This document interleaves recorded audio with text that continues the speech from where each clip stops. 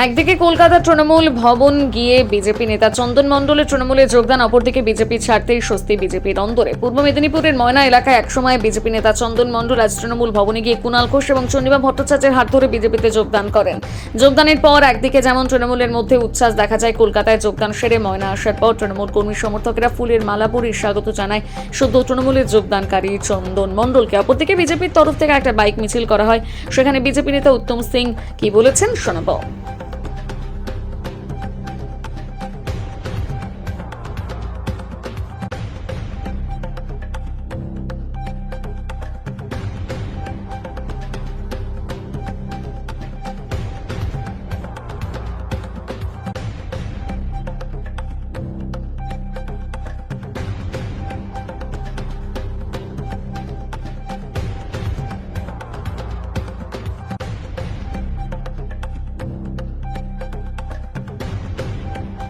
এটা শুধু রাজনীতি নয়, আমার কিছু নৈতিক দায়িত্ব রয়েছে।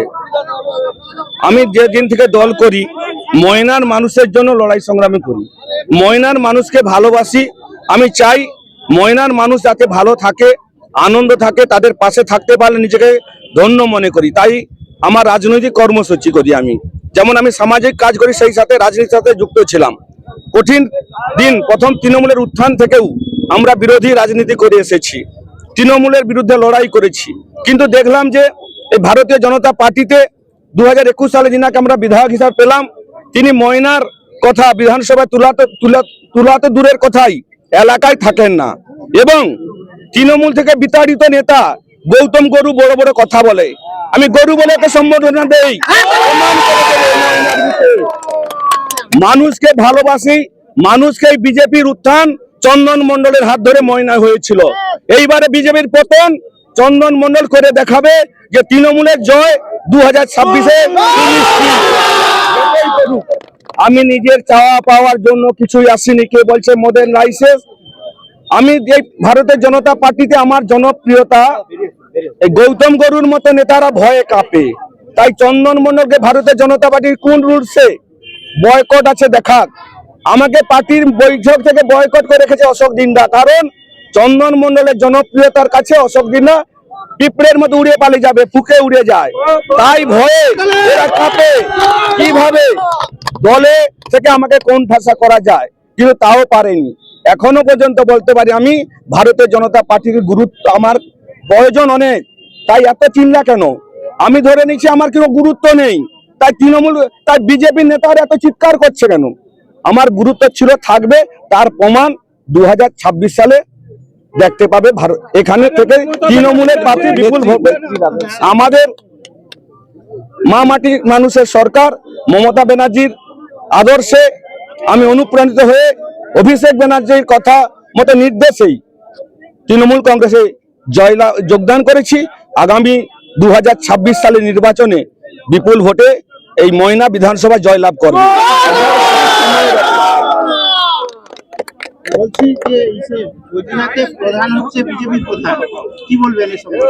সব আসবে আস্তে আস্তে, এ তো টেলার, এখন অনেক পিকচার বাকি আছে। ধীরে ধীরে সব হবে, যোগদান পর্ব শুরু হবে, তখন নিশ্চয়ই সবাই আসবে। এখন থেকে আমাদের বিজেপির অনেক পঞ্চায়েতের সাথে যোগাযোগ করার চেষ্টা করছে, কিছু লাভ হবে না। আমার সাথে সবাই আছে, সব সময়ে আস্তে আস্তে আসবে। মানুষ চন্দন মণ্ডলকে বিশ্বাস করে ভরসা করে। আমি আমার নিজের স্বার্থের জন্য অনেকেই, আমি একটা বিশেষ করে ভারতীয় জনতা পার্টি যারা করেন এখন, তাদের কাছে আমার একটাই বার্তা, অনেকে আমাকে জানেন, বিশ্বাস করেছেন, মিশেছেন আমার সাথে। এখন যারা বিজেপি নেতৃত্ব আমার নামে কুৎসা দিচ্ছে, ওই প্রলোভনে আপনারা পা দেবেন না। আমি কোনো ক্ষমতার লোভে দল করি নাই, আমাকে এমএলএ হতে এমন কোনো কথা ছিল না। কিন্তু আমরা চাই ময়নার মানুষের উন্নয়ন, সে কাজে সব সময় আমার পিছনে লেগেছে বিজেপি নেতৃত্বরা। তাই যেখানে কাজ করার সুযোগ নেই, মমতা ব্যানার্জির আদর্শে, অভিষেক ব্যানার্জির নির্দেশে আগামী দিনে এই ময়নার মাটিতে লড়াই সংগ্রাম করে তৃণমূল কংগ্রেসের প্রার্থীকে জয়লাভ করার চেষ্টা করব।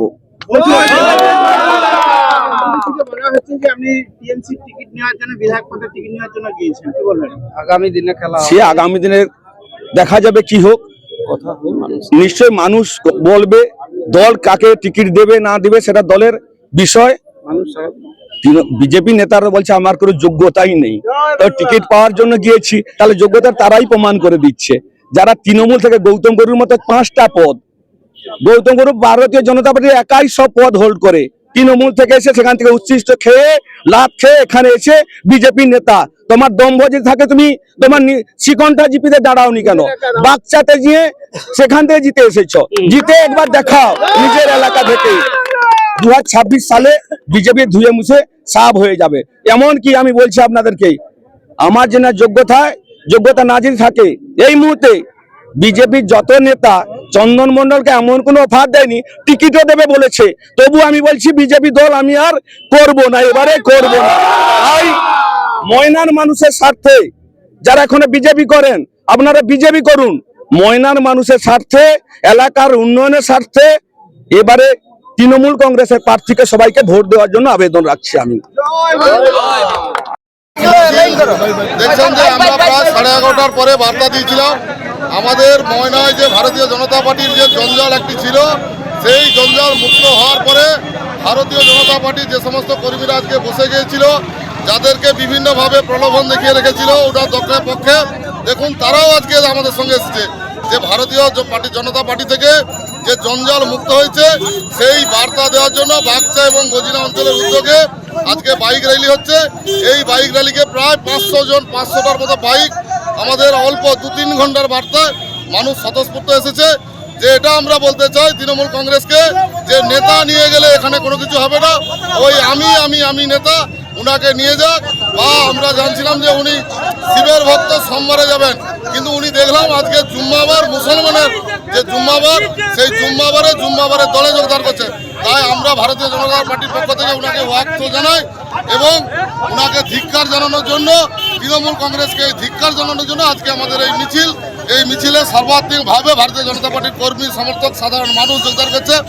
এবং ময়না থানার পুলিশ, নির্লজ্জ পুলিশ এই মিছিলকে ব্যর্থ করার জন্য, বানচাল করার জন্য বিরাট ফোর্স নিয়ে এসেছিল, কিন্তু আমাদের কর্মীদের উদ্যম দেখে আমাদেরকে কাউকে অ্যারেস্ট করতে চেয়েছিল। আমাকেও বার্তা দিয়েছে যাতে আজকের কর্মসূচি বন্ধ করি। আমরা পুলিশকে বার্তা দিয়েছি যে ভারতীয় জনতা পার্টি পুলিশকে ভয় করে না, সেই ভয়কে উপেক্ষা করে আজকে সমস্ত মানুষ এক জায়গায় হয়েছে। আমাদের মিছিল হবে, গজিনা থেকে শুরু হবে, পেটুয়ার মোড় থেকে হবে, গজিনা হয়ে বাগচা হয়ে মিছিল বৃহৎ আকারে 500 বাইক নিয়ে আমরা মিছিল নিয়ে বার্তা দেব যে আমরা ময়না দক্ষিণ মণ্ডল একটা শক্তিশালী ভারতীয় জনতা পার্টির দুর্গ, সেই দুর্গের মিছিল হবে। এবং এই অঞ্চল থেকে আমরা যে 4টা অঞ্চল থেকে 20,000-এর লিডের যে টার্গেট ছিলাম, সেই টার্গেট আমরা আজকে বাড়াবো, সেই প্রতিশ্রুতি।